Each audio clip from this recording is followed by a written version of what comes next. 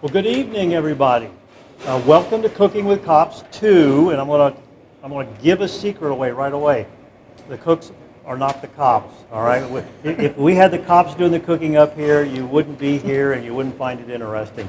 But what we have been able to do is take our Cooking with Cops series, where we really just make cookies for the freshmen, and turn it into something that should be a little useful for everybody out there, for the students in Compass Point, in Terrace and Crossings. And we partnered with the fine folks from Sodexo, because they do all the cooking on campus, and they have agreed that they're willing to work with us on putting together some tasty meals that are relatively simple, relatively straightforward, shouldn't take a lot of time, that our students can replicate and do in their own apartments.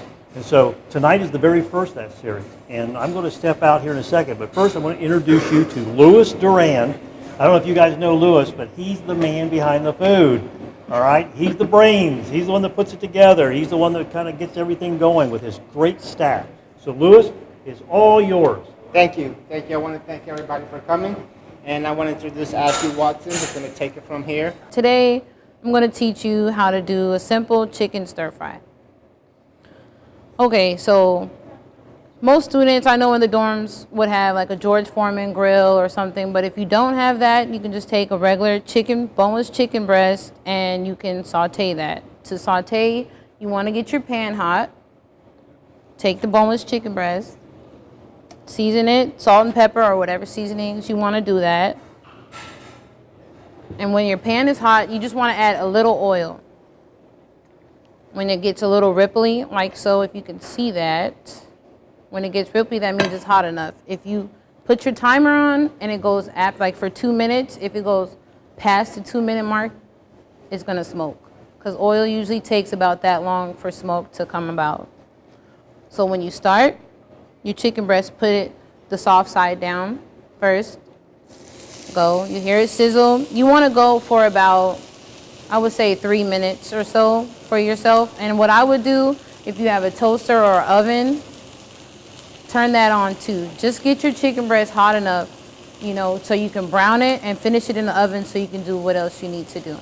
So for this case, we grilled it, so the end result would be like such. So you have it like that, and then I will show you how to cut that while that's still going.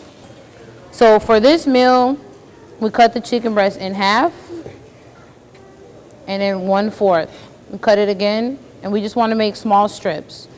Kind of like, I don't know if you guys ever gone shopping and they already have it in the grilled section, like the grilled chicken that's already made in the bag. So just simple like that. So we'll just cut it up like such, and you have it ready. If you want to make them smaller, you can. It's your preference. So I'll turn the chicken breast. You just want to get a nice brown color. So while that's going, we want to start on the vegetables for the stir fry. So the pan's already hot, so I'm going to add the oil. You don't need a lot of oil to saute. You just want enough. Saute just means to jump, if you ever know. So you just want to get it so everything can be wilted and ready to cook and soft. So I want to start out with green bell peppers, just a dash, red onions. The red onions add sweetness to it. Red bell pepper. And we'll just let that saute for a while. We want to get them to get soft. So as those get soft, check on the chicken breast. So you want to get to about this. Now the end result, always, if you're going to cook for your sake and for safety's sake, especially with chicken, have a thermometer. Thermometer. For chicken, you always want to have it 165 degrees or more. So you make sure that's the doneness. If it's under, that means you're at risk for salmonella and other foodborne illnesses. So as that's sauteing, we just want to get a little softer. And we want to add the garlic. And then we have ginger as well. You can either buy it already cut up, or you can just buy the root, which is cheaper, and you just cut it as long as you peel it off first. Ginger adds a little spice to it, but it's not a hot kind of spice. So you won't have to worry about that. It's about how I would like it. So then what I would do is, I already cut up the chicken. So I will add the chicken. For how much chicken you want, it's all on you. Depends on your vegetables. So So I add the chicken just to get the chicken warm.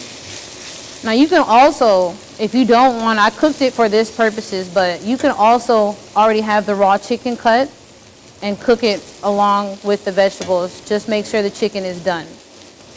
And it'll cook faster when it's sliced raw than if you did it whole with the vegetables. So we just want to bring the chicken to temp along with the vegetables. And then we want to add a teriyaki glaze. So we add it. This adds the sweetness and the teriyaki flavor to it.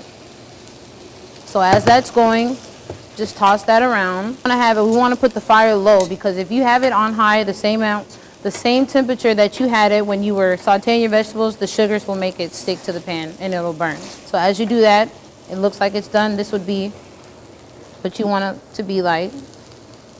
You want to add green onions or scallions, whichever you prefer. And then you want to have cashews as well at the end if you like peanuts. And then you'll finish it off with rice. So you put rice and then the stir fry right on top. So I'll show you what the end result will want to look like.